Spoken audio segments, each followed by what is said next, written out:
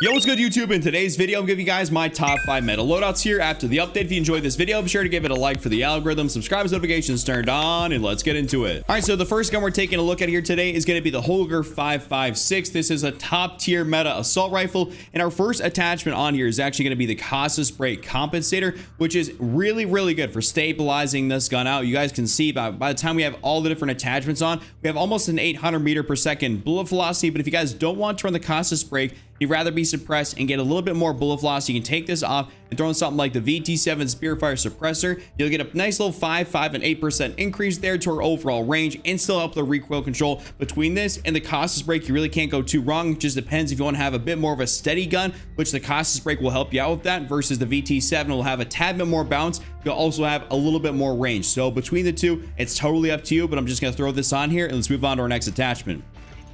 Next attachment is that barrel section. We're throwing the Cryo 6 match barrel. This is the largest barrel in here, so you guys should only exclusively run this. Doesn't matter for you to run any of these other ones. I mean, these basically make it into like an SMG, which doesn't really make sense. I mean, we're trying to make this thing truly a long range AR, so this is the only option that you guys should be going for. At that, going on down below, throwing on that 40 round mag here. Of course, the 40 round mag is pretty much what you guys should be running. The 30 round stock is just not usable, so only ever go for the 40. I'd really like if there was like maybe a 45 or a 50, even a 60 round mag would be pretty cool because I'm a 60 round mag kind of guy. But you know, 40 will suffice here for this gun. It's kind of like one of the only drawbacks to the 5.56. After that, we're on the Jack glassless optic here. This is a really nice optic. Works out great for basically every single long range, even close range gun. It's just like a really universally awesome optic to use. It's just great for any and all situations. So you can use this on almost any of your guns that you really want to. And this is no exception to this gun right here, because when I always look at gun fights for longer ranges, specifically for fully automatic long range guns, if somebody's outside of the distance in which I can easily see somebody with the Jack glassless, that means they're probably a little bit too far for me to be engaging, and I should probably get a little bit closer, especially on like Rebirth Island, which is what I mainly play. If you're outside of that distance, you probably shouldn't be engaging them. And for our last attachment, we're throwing the RB Adel assault stock, which is really solid. If you guys don't want to use this and you'd rather have something else a little bit different, you can go throw on like the Bruin Heavy support grip, which is really sick as well. And that'll be pretty much the other, like that'd be like the replacement for the RB Adel. So you can use this or the Bruin Heavy. Just gotta kind of mix back and forth what you want to be able to use. But this has been my preference here for an attachment because it gives you a nice 9, 14, and 14% increase to help with our overall recoil control capabilities. And basically this is going to be my full build right here for the Holger 556. Of course, here you guys can go ahead and get that screenshot for your next build. Next up is going to be the Superi 46, basically the #1 best SMG to use in the entirety of Warzone. So here's going to be the build for it. So first thing is the Zeman 35 compensated flash hider. This is the only thing you need to run on your gun to compensate for any of the recoil this thing will have. You don't need to run anything else, and that Zeman 35 is perfectly fine, perfectly acceptable, and that is the only thing you need to mess with the recoil on this gun, or to really be able to control it on this gun. After that, we're going to go open here and throw on the Bore 99 short barrel. So there's a couple different ways you guys can run this gun. So that is with the Bore 99, or how I've ran it in the past, which is the Zulu OP3 light barrel. Basically, the OP3 light barrel is not going to decrease your effective damage range, and because I have a different attachment on here, you're not going to be able to see the loss really. But pretty much, if you don't happen to have the other attachment I have on here, the effective damage range drops from 14.8 down to about 12.9 or 12.8 or something like that. So it's a little bit of a decrease, and it will make a difference at close range. So if you guys don't want to run the exact setup, run like the Zulu OP3 light barrel, and now we can move on to our next attachment. But for right now, what I'm showing you guys is run the Bore 99. Our next attachment, which helps us be able to run that Bore 99, is the 4.6mm high grain rounds. So like I was saying, this really gives you that increase out to that 14.8 meters, which is our, you know, top damage profile, which is really solid because that's our close range, and this is our close range gun. If you guys don't want to run this and you want to run that Zulu barrel, go for the Zulu barrel and throw in something like a DR6 hand stop or an XRK edge. You don't have to run the high grain rounds, and that'll basically be your movement sort of like pairing of attachments instead of the Bore 99 and high grain, to be able to compensate for the damage range loss that we would have running that Bore 99. After that, we're gonna go down here, throw on the 40 round mag, because this is just standard. You always got to throw on the 40 round mag. I don't know why you would throw on anything else or not use a magazine. That doesn't make sense. And lastly, we're going to run the Rescue 9 stock here, because this is just, you know, the GOAT stock to run. I mean, I've actually ran the Rescue 9. I've ran the no stock when I was trying to make a different fun loadout. this is actually still pretty useful right here. I'm not going to lie to you guys. And also something that's really fun to use too is the Jack Cutthroat. So, I mean, you could genuinely use pretty much any of these 3 stocks in the, last end here. You could use the Jack Cutthroat, you could use the no stock, or you could use the Rescue 9. The more meta thing to run is the Rescue 9 as opposed to the other, couple that I just showed you, but you can still get away with using either of those if you really wanted to. So this is my full build right here. Of course, go ahead and take your screenshot because this is an absolute beast setup. Now jumping into a new long range option, the Pulemyot 762. This is actually surprisingly a meta gun for long range. Apart from the previous video I made where I showed you guys the Holger 26 LMG, which is incredible. I didn't want to throw that back in here since I just covered that gun. This is actually insanely good. So we have, of course, our first attachment, that Jack Annihilator Bullpup kit, which is necessary to make the Pulemyot actually good, actually usable. You guys have to be running this. If you're not running this, you're kind of going to be doing it wrong. The base Pulemyot is not really that great. It's a very slow firing gun, and it's not really something I'd recommend using ever. So for our first attachment though, we're gonna go in here, throw on that VT7 Spiritfire suppressor. This kind of keeps us, of course, off the radar, helps with our recoil control, bullet velocity, and range. This is really solid though because it gives units 5, 5, and 7% increase. And of course, our bullet velocity with this entire build is an 836 meters per second, which is definitely really good. And it does help with your overall recoil, which this gun has a little bit since they've tried to nerf it a few times.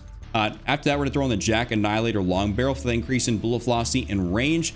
You guys pretty much only should ever run this. I mean, this is the only option in here because everything else is locked, and that's because, of course, of the conversion kit. So you should be running the Jack Annihilator long barrel.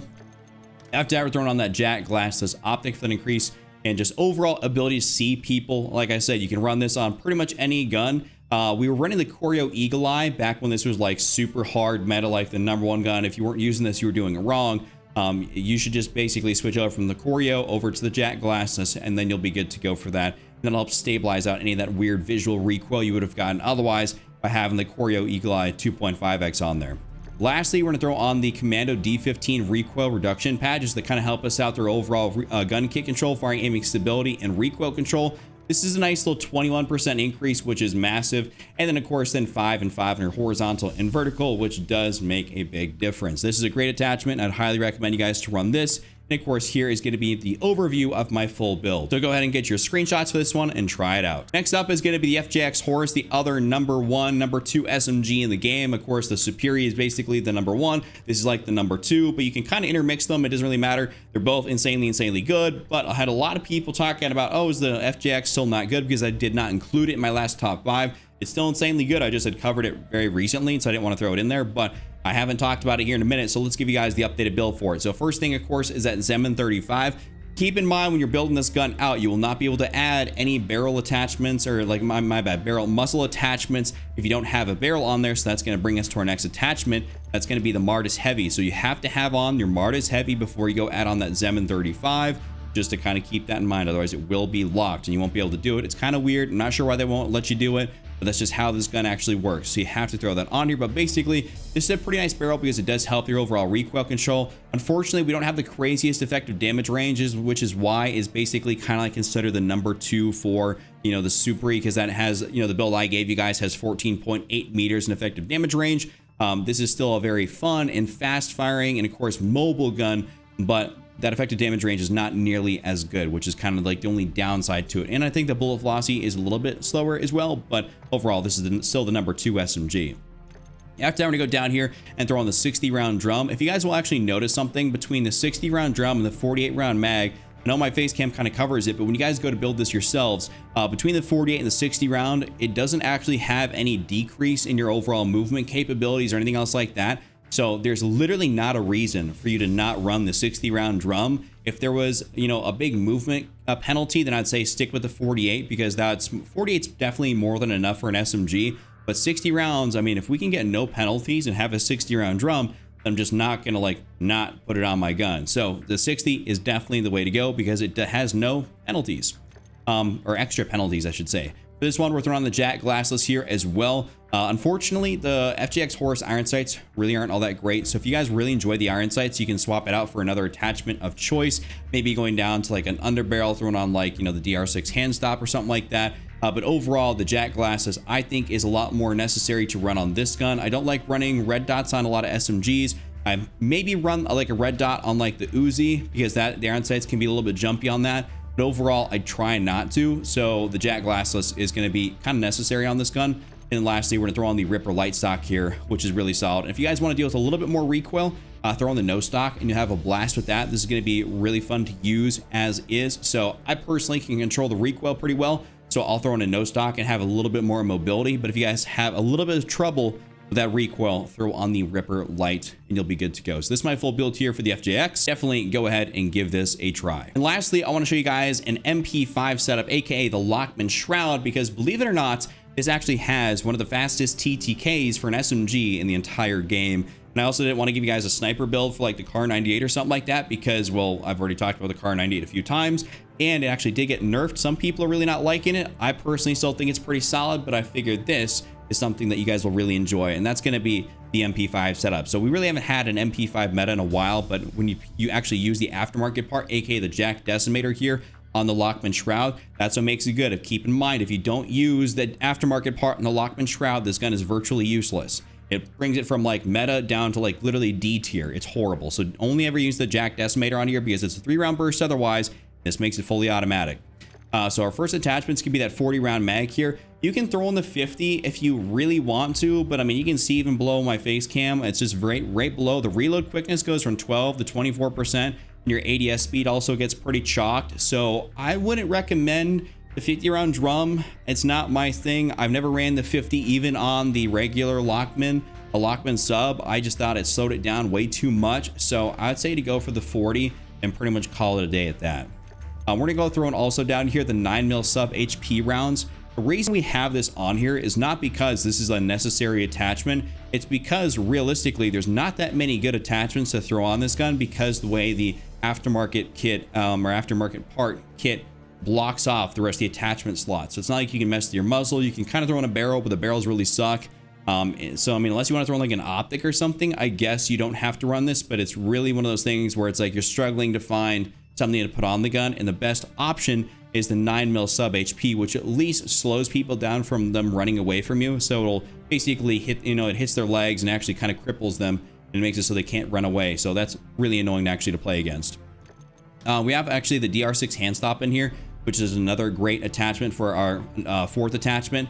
This is really solid because it gives you more mobility. This gun is not as fast mobility wise as like the FJX or the Superi 46, but it does make up for it in the TTK, so it will be a little bit slower, but it'll still have a very hard-hitting TTK, and so I'm trying to speed it up here without making it unusable. Making it more unusable for the majority of people be throwing on something like a no stock, which is what I would actually kind of go for instead of throwing on a laser, which is our final attachment. The RYL33 laser light. This is really good if you're trying to speed this gun up, but not go for no stock, you know, type detriments to the gun, the overall capabilities of it. Like, it'll get very, very rowdy recoil wise if you throw in the no stock, which is, you know, what I've done in the past. But I know a lot of people out there that think it's too much. So what I go for, just generally speaking, even sometimes myself, is the laser light, as it'll be basically no recoil at that point and also still give you great mobility. So this is my full build right here. Of course, go ahead and get that screenshot if you guys want to. With that being said, that's been my top 5. If you guys enjoyed this video, be sure to give it a like for the algorithm, subscribe as notifications turned on, check out this other video on screen, and I'll see you all next time.